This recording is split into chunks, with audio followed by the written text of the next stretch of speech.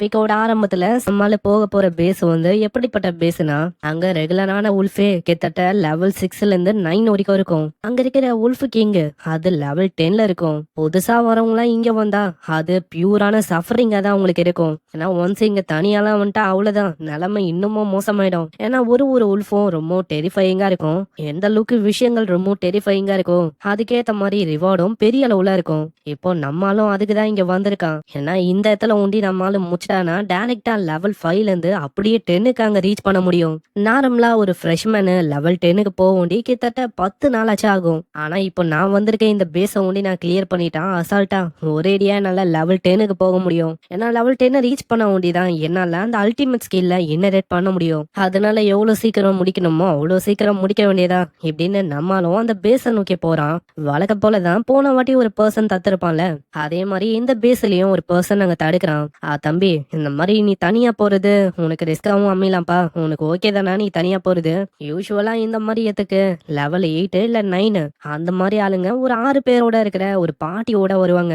ஆனா நீ என்னன்னா இந்த மாதிரி தனியா வந்துட்டு கிளியர் பண்றவன் அப்படின்னு நீ சொல்ல இருக்க. ஏன்னா போன வாட்டி என்ன இருக்கும், ஒரு ஏ ரேங்க்ல இருக்க ஒரு ஜீனியஸ் அவனும் இதே மாதிரிதான் இந்த மாதிரி கிளியர் பண்றேன் அப்படின்னு சொல்லி ஆளு வந்திருப்பான். ஆனா வந்து இந்த இடத்துல பார்ட்டிசிபேட் பண்ணி ஆளோட நிலைமை மோசமானதான் மிச்சம். ஆளோட நிலைமை எந்த அளவுக்கு மோசமா இருக்கும்னா, அகாடமில ஆளால பார்ட்டிசிபேட் கூட பண்ண முடியல, அந்த அளவுக்கு மோசமாயிடுச்சு.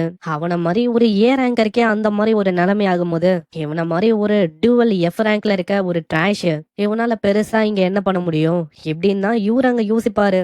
ஆனா நம்மாலு அதெல்லாம் அவ்வளோக்கும் கண்டுக்காம இந்த மாதிரி நீங்க அதை பத்தி யோசிக்க வேணாம், நான் பாத்துக்கிறேன் அப்படின்னு சொல்லிட்டு போறான். தம்பி உன் இஷ்டம்பா, நீயே சாகுறதுக்கு போறேன்னா என்னால ஒன்னும் அதுக்கு ஸ்டாப் பண்ண முடியாது. இதே மாதிரி நம்மால உள்ள போறான். எப்படியோ நான் டார்கெட்டை லாக் பண்ணிட்டேன், இதுக்கு மேலேயோ பின் வாங்குறதெல்லாம் வாய்ப்பே இல்ல. முன்னாடியே ஏகப்பட்ட உல்ஃபோ இருக்கும், அதுங்களும் நம்ம ஹீரோவோட கதையை முடிக்கலான்னு வரும். ஆனா நம்மால பயப்படாம அப்படியே முன்னேறி போயின்னு இருக்கான். மேல இருந்து இது எல்லாத்தையுமே அந்த பர்சனும் பாத்துக்கினே யோசிக்கிறான். இவன் ஒரு சாதாரணமான டியூவல் எஃப் ரேங்க்ல இருக்க ஒரு ட்ராஷ் ஆளு. போனோடனே அவன் கதை முடிய போகுது, இதெல்லாம் என்ன பெருசா இருக்க போகுது. என்னதான் ஆளு ஜீனியஸ் மாதிரி முன்னாடி போயிட்டு ரஷ் பண்ணாலும் கண்டிப்பா ஆளோட நிலைமை மோசமா போகுது. என்ன ஒரு இக்னரண்டான ஃபூலா இருக்கான். ஆனா நல்லா ஊத்து பார்த்தா விஷயமே வேற. ஏன்னா நம்ம ஹீரோ ஒரு பேப்பரை வெட்டுற மாதிரி எல்லாத்தையுமே அசால்ட்டா வெட்டி போட்டு போயின்னு இருக்கான். இதனால எக்ஸ்பீரியன்ஸா நம்மளுக்கு கெயின் ஆகும். இத பாக்குற அந்த பர்சனும் ரொம்ப ஆச்சரியமாகறான். ஆளுக்கு ஐடியாவே இல்ல. ஆமா, இந்த விஷயம் வந்து எப்படி ஆச்சு, இத்தனைக்கும் ஆளு எந்த விதமான ஸ்கில்லையும் பயன்படுத்தல. அப்பனா இந்த பையன் உண்மையிலேயே ஒரு ஜீனியஸ் தானோ? இதே மாதிரி கொஞ்ச நேரம் போகுது, போன வாட்டி என்ன ஆச்சோ அதே விஷயம் தான் இங்கே ஏற்பட்டிருக்கும். வந்த ஒரு ஒரு உல்ஃபியம் முடிச்சுட்டு ஆளு ஜாலியா மேல உட்காந்து இருக்கான். அவருக்கே இதை பார்க்கும்போது சுத்தமா ஐடியா இல்ல. அப்பனா இந்த பையன் இவன் உண்மையிலேயே ஒரு ஜீனியஸா என்ன? இதுக்கு மேலேயே என்னால இந்த இடத்துல இருக்க முடியாது. ஏன்னா இதுக்கு முன்னாடியே ஆள் அசிங்கப்படுத்துற மாதிரி ஏகப்பட்ட விஷயங்களை நான் பேசினேன். அதனால அந்த பர்சன் வரதுக்குள்ளேயே இந்த இடத்த விட்டு போறது நல்ல விஷயமா இருக்கும். ஃபைட்டு ரொம்ப பயங்கரமா இருந்துச்சு. எந்த அளவுக்குன்னா இந்த ஃபைட்ல நான் 100 முறையாச்சு இறந்து போகவும் வாய்ப்பு இருந்திருக்கும். ஆனா நல்ல வேலை என்கிட்ட இருக்கிற அந்த ரீஜெனரேஷன் அது மூலமா டக்கு டக்கு டக்குன்னு நான் ஹீல் ஆயிட்டேன். இந்த உல்ஃபுங்க ஒன்றும் ஒரு சாதாரணமான விஷயம் இல்ல. இதுக்கு முன்னாடி நான் சண்டையிட்டேன் அந்த ரேபிட்டுங்க, அதை விடவும் இதுங்க பல மடங்கு ரொம்ப பவர்ஃபுல்லா இருந்துச்சு. நான் லெவல் 9 ரீச் பண்ணிருக்கலாம், இருந்தாலும் அந்த பெயின் ஹீல் ஆகும் போது அந்த ஊண்டு அது ஸ்டில் இன்னமும் எனக்கு ஹர்ட் ஆயினே தான் இருக்கு. ஆனா எனக்கு அதை பத்தி ஒரு துளி கவலை இல்ல. ஏன்னா டெஸ்டினிய மாத்துறது ஒன்றும் அவ்வளோ ஈஸியான விஷயம் இல்ல. அதனால பெயினை பத்திலாம் நம்ம யோசிச்சா நம்ம வாழ்க்கையில நம்மளால முன்னேறி போக முடியாது. இப்போ இந்த உல்ஃபுங்களோட கதையை முடிச்சுட்டேன். இன்னமும் மிஞ்சிருக்குது அந்த உல்ஃபுங்களோட கிங். அதுதான் அதுவும் அங்க வர ஆரம்பிக்கும். இதுதான் இருக்கிறதுலயே ரொம்ப ஆபத்தான விஷயமே. ஏன்னா இதுகிட்ட விண்டோட எலமெண்ட் ஃபியூஸ் ஆயிருக்கு. அதனாலே இதோட வேகமும் பல மடங்கு நம்ம யோசிக்கிறத விட அதிகமா இருக்கும். அதுகிட்ட ஆக்சுவலா இப்போ 2 ஸ்கில் இருக்கு. விண்ட் ஸ்பீடுன்னு ஒண்ணு இருக்கு, விண்ட் பிளேடுக்கலாம் அப்படின்னு ஒரு ஸ்கில்லும் இருக்கு. விண்ட் ஸ்பீடுனால அதோட வேகம் அதிகரிக்கும். அதே மாதிரி விண்ட் பிளேடுக்கலாம் அதுதான் இப்போ பிரச்சனையா இருக்கு. ஏன்னா அதோட டேமேஜ் ரொம்ப இன்சைனா இருக்கு. 110% அதிகமா டேமேஜ் விழுமா. ஆனா ஜின்னுக்கு அங்க பிரச்சனையா இருக்குதே. இப்போ அந்த ஸ்கில்ல மாடிஃபை பண்ண முடியுமான்னு கேட்டா அதுதான் அங்க கஷ்டமான விஷயம். ஏன்னா மாடிஃபை பண்ணும்போது ஸ்லைட்டா ஒரு சின்ன எரர் ஏற்பட்டாலும் அவ்வளவுதான், அதோட எபிலிட்டி முன்ன இருக்கிறத விட பல மடங்கு ரொம்ப ஸ்ட்ராங்காவும் மாறலாம். அப்படி ஆயிடுச்சுன்னா அது எனக்கு தான் ஒரு பெரிய அளவுல பேக் ஃபயராகவும் இருக்கும். இதனால ஆளு யோசிச்சுட்டு அங்க அப்படியே ஆளு ட்ரெஸ்ஸ கைட்டி தூக்கி அடிக்கிறான். என்னதான் இருந்தாலும் என்னால இந்த விஷயத்த சால்வ் பண்ண முடியும். ஆளோட உடம்ப பார்த்தே சொல்ல முடியும் அவன் எந்த அளவுக்கு ட்ரைனிங் எடுத்திருக்கான்னு. என்னால எப்படி பின்வாங்க முடியும்? என்கிட்ட காட்டியல்ல இருக்க அந்த ஸ்கில் அதெல்லாம் இருக்கு. அகாடமி அப்படின்னு வந்துட்டா படிப்பு, காம்பேக்ட் எல்லாத்துலயுமே நான் தான் டாப்பு. நான் ஷோ பண்ண வேணாவா? நான் எதுக்காக அகாடமிலயும் மத்த விஷயத்திலயும் டாப்பா இருக்கேன்னு அப்படின்னு நம்மால அவனோட மாடிஃபை அந்த ஸ்கில்ல வச்சு அந்த கத்திய ஒரு பயங்கரமான வெப்பனா மாத்திக்கின்னு தாக்க இறங்குறான். சீன் அப்படியே அந்த ராபிட்டோட அந்த பேஸ நோக்கி வரும். அந்த ட்ரைனிங் பேஸ்ல இந்த வாட்டி நம்ம வேவோட ஃப்ரெண்ட்ஸ் எல்லாம் அங்க போயிருப்பாங்க. ஆனா போயிட்டு ஆல்மோஸ்ட் அவங்க இறக்குற மாதிரி போயிருக்கும். கடைசி டைம்ல எப்படியோ ரெஸ்கியூ வர வச்சு எப்படியோ அவங்க எல்லாருமே தப்பிச்சிட்டாங்க. அப்பா இப்பதான்ப்பா எனக்கு உயிரோட இருக்கிற மாதிரியே ஃபீல் ஆகுது. அங்க இருக்கிற மேனேஜரும் வந்துட்டு, தம்பி இது வந்து ஒரு அட்வான்ஸான ஏரியான்னு உனக்கு தெரியாதா? இங்க எந்த மாதிரி கிரியேச்சர்ஸ் எல்லாம் இருக்கும்னு உங்களுக்கு தெரியாதா என்ன? அப்புறம் எதுக்காக இந்த மாதிரி இடத்துக்கு ஒண்ணுமே தெரியாம நீங்க வரணும்? அங்க வியால இன்னமும் எந்த விஷயத்தையும் அங்க அக்செப்டே பண்ணிக்க முடியல. ஏன்னா அந்த பாஸ் கிட்ட எல்லாம் லிட்டரலி இவங்களால நிக்க கூட முடியல. என்னோட ஸ்கில்லும் காம்பேக்டுக்கான ஸ்கில் அப்படி இருக்கும் போதும் என்னால அங்க நிக்க முடியல. அப்புறம் எப்படி அந்த ஜின் அங்க கிளியர் பண்ணா? ஆளுக்கு ரொம்ப கோவமா இருக்கும். ஃப்ரெண்டோட வயிற்றுலயே ஆச்சுக்கினே சொல்றான், எனக்கு தெரியும் அவன் கண்டிப்பா ஏதோ ஒரு வகையில சீட் பண்ணியிருக்கான். ஆனா இன்னமும் நிலைமைய கடுப்பேத்துற மாதிரி அந்த இடத்துல போர்ட்ல ஒரு விஷயமும் அங்க அப்பியர் ஆகும். ஜின்னு செகண்ட் பேஸையும் கிட்டத்தட்ட 29 மினிட்ஸ் 8 செகண்ட்ல ஆளு கிளியர் பண்ணிட்டான் அப்படின்னு வரும். இது கேக்குற நம்ம ஆளுங்களுக்கு அங்க புரியல. ஆமா எப்படி இந்த ஜின்னு இந்த மாதிரி விஷயத்த அங்க பண்ணா? நான் போன ரெக்கார்டே கிட்டத்தட்ட 1 hour, இவன் 29 மினிட்ஸ்ல இத முடிச்சிட்டானா? ஆக்சுவலா இந்த விஷயத்த என்னால நம்பவே முடியல. அங்க இதனால வேக்கு இன்னமும் தான் அங்க கடுப்பாவுது. ஆளும் யோசிக்கிறான், எனக்கு தெரியும் அவன் ஏதோ ஒரு வகையில ஆளு சீட் பண்ணிருக்கான்.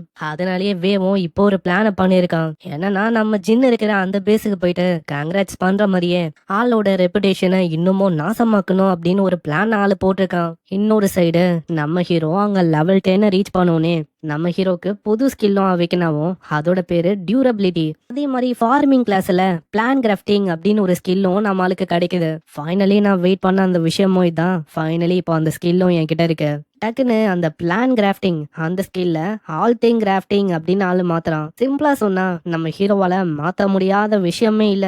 இத வச்சு நம்ம ஹீரோவால 2 ஸ்பீசிஸ ஒன்னா இணைக்க முடியும். அதனால ஒரு புது கிரியேச்சரை வந்து அங்க கிரியேட் ஆகும். சிம்பிளா சொன்னா ஒரு சுப்பீரியரான கிரியேச்சரை வர வச்சு அது கூட நம்மளால கான்டாக்ட போட முடியும். ஆனா கரண்டான லெவல்ல சக்சஸ்க்கான ரேட்டு 10% தான் இருக்கு.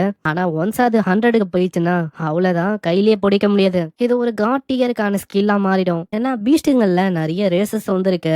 அதை கிராஃப் பண்ணி எஸ் ரேங்கா மாத்திட்டா அவ்வளவுதான். அதோட பவர் லெவல பத்திலாம் அங்க சொல்லவே வேணாம். அதான் என்கிட்ட மாடிஃபை அந்த ஸ்கில் இருக்குல்ல, அதை வச்சு பீஸ்ட் டேமர் அப்படின்னு ஒரு ஸ்கில்லுக்கான ஸ்க்ரோலை நான் கிரியேட் பண்ணுவேன். சோ அதை பயன்படுத்தும் போது அந்த பயங்கர கொடூரமான பீஸ்ட என்னால டீம் பண்ண முடியும். யாருக்கு தெரியும், அது டிராகனா இருந்து அது எனக்கு ரொம்ப லாயலா இருக்க ஒரு பெட்டா மாறும். போன வாழ்க்கையில என்னோட இந்த ஸ்கில்ல மத்தவங்க அவங்களுக்கு ரொம்ப வாட்டமா பயன்படுத்தினாங்க. ஆனா இந்த வாட்டி அப்படி நடக்க நான் விட மாட்டேன். இந்த வாட்டி என் பவர்ஸ வச்சு வாழ்க்கையில நான் ஒரு விஷயங்களையும் நான் மாத்த போறேன்.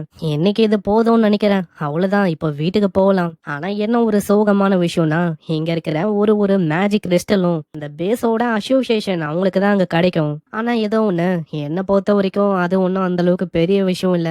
ஏன்னா நான் தான் இப்போ லெவல் 10க்கு வந்துட்டேன். இப்போ அதுக்கு மேல வேற என்ன எனக்கு வேணும்? நான் லெவல் 10க்கு வந்துட்டேன்னா அவ்வளவுதான், இப்போ பெரிய பெரிய டஞ்சனுக்கு என்னால போக முடியும். அங்க போயிட்டு அங்க இருக்கிற மாஸ்டர்ஸ பொறுமையா ஹண்ட் பண்ணாலே போதும். அங்க இருக்கிற எல்லா விஷயமும் எனக்கு தான் சொந்தம். அவங்க எத்துப்பாங்க இவங்க எத்துப்பாங்க அப்படின்லாம் நான் கவலைப்பட வேணாம். என்னோட வாழ்க்கையில மணியை வச்சு நான் இண்டிபெண்டா இருக்கிறது அப்படின்னு யோசிச்சா அது நல்ல விஷயமா தான் எனக்கு தெரியுது.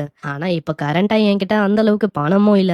திடீர்னு அவனுக்கு ஏற்பட்ட காயம் எல்லாமே பயங்கரமா அங்க வலிக்கும். இப்போ ஏற்பட்ட காயமும் பெரிய அளவுல உள்ள வரைக்கும் அங்க ஏற்பட்டிருக்கும். அதனால அவ்வளவு சீக்கிரத்துல அந்த விஷயம் ரீஜெனரேட் ஆகல. இப்போ ஹாஸ்பிட்டலுக்கும் நான் ட்ரீட்மெண்ட்டுக்கு போனா அதுக்கு பெரிய அமௌண்ட்ல மணியும் எனக்கு தேவை. என்கிட்ட காசும் அந்த அளவுக்கு இல்ல. அங்க இந்த டைம்ல நம்மளுக்கு ஒரு கிரேசியான ஐடியா வரும். இப்ப என்கிட்ட ஒரு வழி இருக்கு. அது என்னன்னா, என்னையே கொன்னு திரும்ப ரிவையானா எனக்கு ஏற்பட்ட ஒரு காயமும் டக்கு டக்கு டக்குன்னு அங்க மறைஞ்சு போயிடும். ஆனா பிரச்சனையே என்னன்னா, இந்த இடத்துல ஏகப்பட்ட நைட்ஸும் இருக்காங்க. இவங்க முன்னாடி டெஃபினட்டா அந்த விஷயத்த என்னால பண்ண முடியாது. ஏன்னா அப்படி பண்ணா என்னோட எபிலிட்டிய பத்தியும் என்னோட ஸ்கில்ல பத்தியும் உங்களுக்கு தெரியும். அதனால ஏதாச்சும் ஒரு இடத்துக்கு போயிட்டு என்னையே கொண்டு ரெசரெக்ட் ஆக வேண்டியதான். அங்க இப்படின்னு ஆளு வெளியில வருவான். வெளியில யாருமே இருக்க மாட்டாங்க அப்படின்னு தான் ஆளு யோசிப்பான். ஆனா வெளியில வந்தா ஒரு பயங்கரமான ஷாக்கு. ஏன்னா ரெக்கார்டு மேல ரெக்கார்டா நம்ம ஹீரோ பண்ணிருக்கான்ல, அதனால ஏகப்பட்ட ஆளுங்க நம்ம ஹீரோ யாரு அப்படின்னு பாக்குறதுக்கு அங்க வந்திருக்காங்க.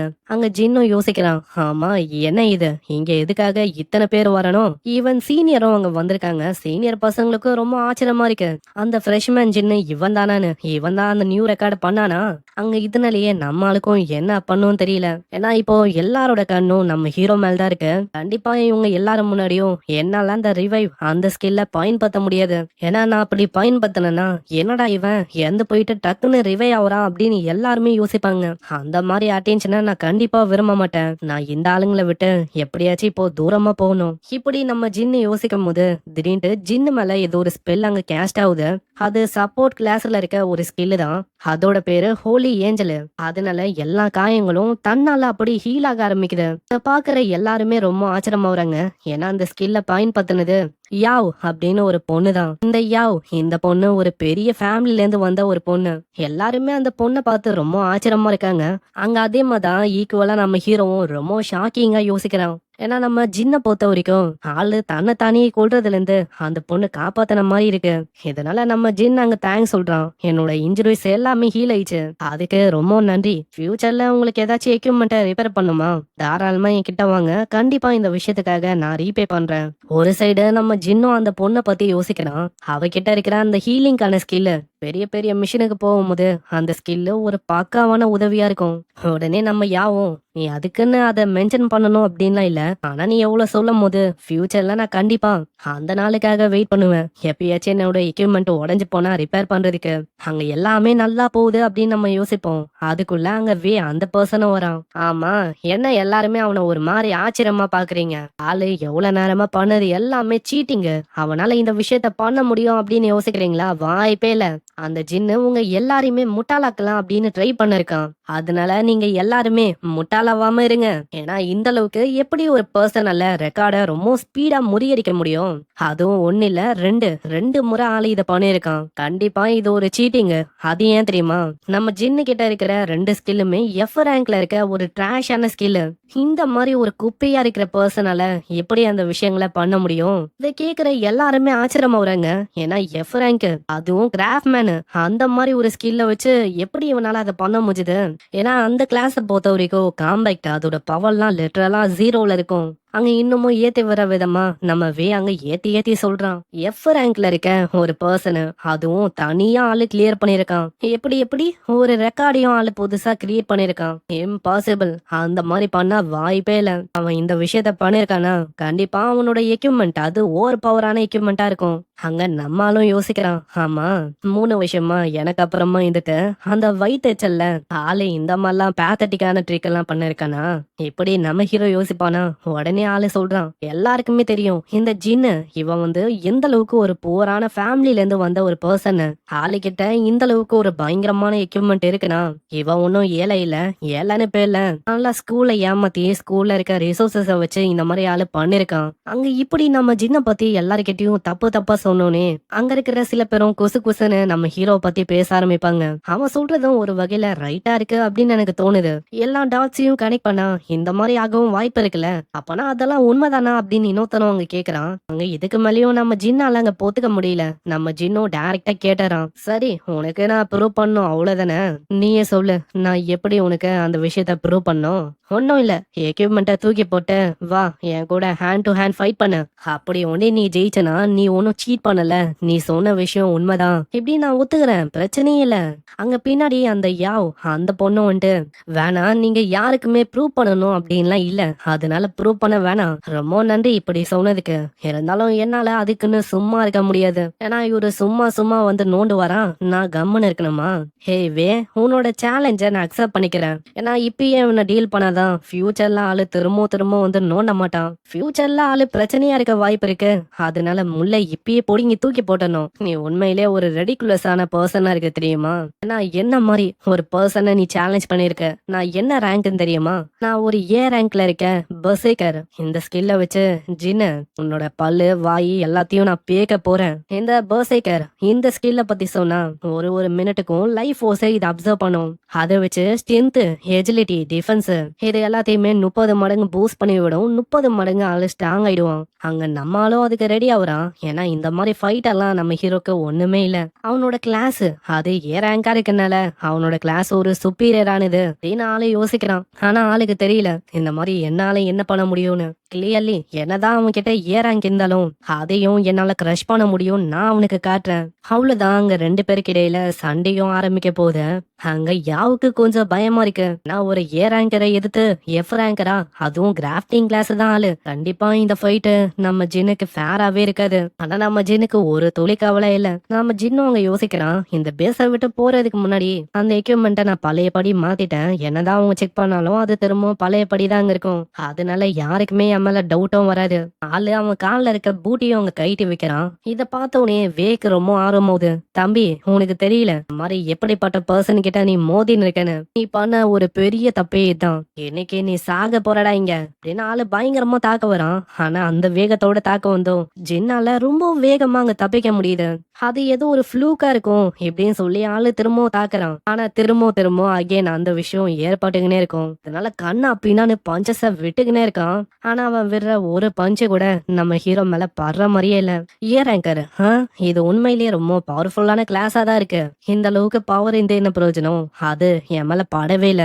பிளைண்டா தொடர்ந்து இந்த மாதிரி பஞ்ச் பண்றது ஆளோட ஸ்டாமினாவை தொடர்ந்து ட்ரைன் அவுட் பண்றதுக்கு சமம். கடந்த 3 வருஷமா இவனோட ஃபைட்டிங் ஸ்டைல பத்தி எல்லாம் நம்ம ஜின்னுக்கு நல்லாவே தெரியும். ஜின்னு அவனோட ரிப்ஸ்ல ஒரே ஒரு பஞ்ச் தான் அடிப்பான். அதோட பஞ்ச் பிரஷரே ரொம்ப அதிகமா இருக்கும். தம்பி நீ என்ன டிஃபீட் பண்றதெல்லாம் நடக்காத காரியம். ஆளுக்கு சுத்தமா அங்க புரியல இது எப்படி பாசிபிள் ஆச்சு இப்படின்னு. ஆளு அங்கேயே மயங்கி போறான். அங்க இருக்கிற எல்லாருமே ஓடி வராங்க. ஹேய் எப்பயாச்சும் தெரியுதா நான் எதுக்காக டாப்ல இருக்கேன். டாப் ஸ்டூடெண்ட் எப்பயுமே டாப்ல தான் பார்ப்பான். அதனால திரும்பவும் இந்த மாதிரி வேலையெல்லாம் என் முன்னாடி வச்சுக்காதீங்க என்ன. அங்க இருக்கிற யாருக்குமே புரியல எப்படி ஏதாச்சும் ஆளோட கிளாஸ் வெறும் ஒரு எஃப் ரேங்க்ல இருக்க கிராஃப்டிங் அது ஒரு முக்கியமான கிளாஸ்ப்பா. பசேக்கிற மாதிரி ஏ ரேங்க் கிளாஸ் எப்படி அதை டிஃபீட் பண்ணும் அப்படின்னு தான் எல்லாருமே யோசிக்கிறாங்க. இதுக்கு மேலேயும் எங்க இருக்கிறது டைம் வேஸ்ட் பண்றதுக்கு தான் சமம். இதனால நம்ம ஜின்னும் ஆரா ஃபார்மிங் பண்ணின்னு அங்க செம்மையா போயின்னு இருக்கான். இப்ப நம்மால கிட்ட ஒரு ப்ராப்பரான எக்யூப்மெண்ட் அப்படின்னு சொல்லிக்கிற மாதிரி எதுவுமே அங்க இல்ல. இதனால ஒரு ப்ராப்பரான எக்யூப்மெண்ட்டை வாங்கலாம் அப்படின்னு தான் யோசிக்கிறான். எக்யூப்மெண்ட் கியர் அது ஒன்னும் பிரச்சனையா இருக்காது. நான் என்னதான் ஒரு ட்ராஷான எக்யூப்மெண்டா இருந்தாலும் என்னால அது ஒரு டிவைன் வெப்பனா மாத்த முடியும். அதனால அது பிரச்சனை இல்ல. உண்மையான பிரச்சனை என்னன்னா என்கிட்ட அந்த அளவுக்கு பணம் இல்லப்பா. பாக்கெட்ல எவ்வளவு இருக்குன்னு பார்த்தா ஒரு 2-3 10 ரூபாய் நோட்டும் சில பல காயின்ஸும் தான் இருக்கும். பினான்சியலி நம்ம ஜின்னு அந்த அளவுக்கு கஷ்டப்பட்டு இருக்கான். அங்க இப்படி ஆளு நொந்து போயிருக்கும் போது திடீர்னு யாரோ ஒருத்தங்க அங்க அட்டாக் பண்ண வருவாங்க. அந்த அட்டாக் வரத பார்த்தோன்னே நம்ம ஜின்னும் அப்படியே அங்க தடுப்பான். ஆமா இது என்ன புது நான்சென்ஸா இருக்கு. அப்புறம் தான் அது பண்ணது யாருன்னு நம்மளுக்கு தெரியுது. அதாங்க நம்ம ஹீரோவோட ரைவலு அந்த வேங்க அவன் தான். பரவாயில்லையே நான் யோசிச்சதை விட இந்த இடத்துல ரொம்ப இம்ப்ரெசிவா நீ பண்ண. அங்க 2 பேருமே இதுக்கப்புறம் ட்ரிங்க கொச்சிக்கினே போறாங்க. அங்க போகும்போதே நம்ம ஹீரோவும் கேக்குறான், நான் வேய டிஃபீட் பண்ணும் போது அந்த இடத்துல நீ இந்த தானே, அந்த இடத்துல தான் நான் இந்த அப்படி உண்டி அவன் உன்னை பீட் பண்ணான்னு வச்சுக்குவேன். அவ்வளவுதான் அவன் நிலைமைய நான் மோசமாக்காம விட்டுக்க மாட்டேன். இந்த அகாடமிலேயே நான் அக்னாலேஜ் பண்ற ஒரே ஒரு ஆப்பனன்னா அது நீதான் ஜீன்னு. அதனால மாதிரி ஒரு ட்ராஷ் எல்லாம் நான் கன்சிடர் பண்ணவே மாட்டேன். ஆனா உண்மையை சொன்னா அந்த இடத்துல உண்மையிலே நான் சீரியஸாலாம் ஃபைட்டே பண்ணல. இப்பதான் நம்ம வியோட ஃப்ரெண்ட பத்தி அங்க தெரியுது. அகாடமியோட ஃபர்ஸ்ட் இயர்ல 2 பேருக்கு இடையில அங்க சண்டை ஏற்பட்டிருக்கும். அது ஒரு காம்பேக்ட் மேட்ச் தான். அந்த மேட்ச்ல நம்ம வேங்க தோத்து போயிட்டேன் அப்படின்னு ஒத்துப்பான். எனக்கு தெரியும் வேங்க அப்ப நீ வேணும்ட்டே தான் நான் தோத்துட்டேன் அப்படின்னு நீ ஒத்துக்கின அதானே. ஏன்னா நான் அப்படி ஃபர்ஸ்ட் பிளேஸ் வந்தா எனக்கான அந்த ஸ்காலர்ஷிப் அது எனக்கு கிடைக்கும். அப்படி நீ வந்துட்டா அது எனக்கு கிடைக்காது. அதனால தானே நீ அப்படி பண்ண. ஏன்னா நான் ரொம்ப புவரு. ஆனா இதுவே உன்னோட ஃபேமிலிய பத்தி சொன்னா நீ அப்படி இல்ல, நீ ரொம்ப ரிச். உனக்கு என்னோட சிச்சுவேஷனை பத்தி புரிஞ்சிருக்கு. அதுக்காக தானே நீ அப்படி பண்ண ஜின்னு. அப்படி எல்லாம் இல்ல. உன்னோட ஐஸ் இருக்கே அந்த டைம்ல ரொம்பவும் ரூத்லெஸ்ஸா இருந்துச்சு. அப்படியா இப்ப அகாடமில நடக்க போற அந்த நேஷனல் ஃப்ரெஷ்மேனுக்கான டோர்னமெண்ட் அதுலயும் நீ அந்த மாதிரியா பண்ண போற என்னப்பா. அப்படி நடக்க வாய்ப்பே இல்ல. கண்டிப்பா நீ கீழே விழுற விடுற வரைக்கும் நான் உன்னை விட மாட்டேன்பா. அப்படியா? அப்பனா 2 பேருமே நல்லா சண்டை போடலாம் என்ன? எப்படின்னு சியர்ஸ் பண்ணிக்கிறாங்க. அந்த அளவுக்கு ஒரு நல்ல ஃப்ரெண்ட்ஸா இருக்காங்க. என்னதான் ரைவலா இருந்தாலும். அங்க போகும்போது ஃப்ரெண்டுக்காரனும் அவனோட கார்டு அங்க கொடுக்கறான். இந்தா இதுல பணம் இருக்கு. அந்த கிரவுண்ட்ல அந்த உல்ஃபை எப்படி டிஃபீட் பண்ண அதுக்கான ஸ்ட்ராட்டஜி அப்புறமா சொல்லு என்ன. டேய் சொல்ல மறக்காத இப்படின்னு சொல்லிட்டு நம்ம வேங் அந்த இடத்த விட்டு போறான். அங்க நம்மளுக்கும் அவ்வளவு சந்தோஷம். ஏன்னா வேங்குக்கு தெரியும் நம்ம ஹீரோ எந்த அளவுக்கு கஷ்டப்படுறான்னு. அதனால நம்ம ஜின்னுக்கு இன்டைரக்டா ஆளு ஹெல்ப் பண்ணிருக்கான். இப்போதைக்கு எனக்கு மணிக்கான பிரச்சனை வந்து இல்ல. அதை வச்சு ஒரு டீசென்டான எக்யூப்மெண்ட்டை என்னால வாங்க முடியும். சரி பிளாக் மார்க்கெட்டுக்கு போலாம். அந்த இடத்துல எனக்காக எந்த மாதிரி ட்ரெஷர்லாம் வெயிட் பண்ணிருக்கோ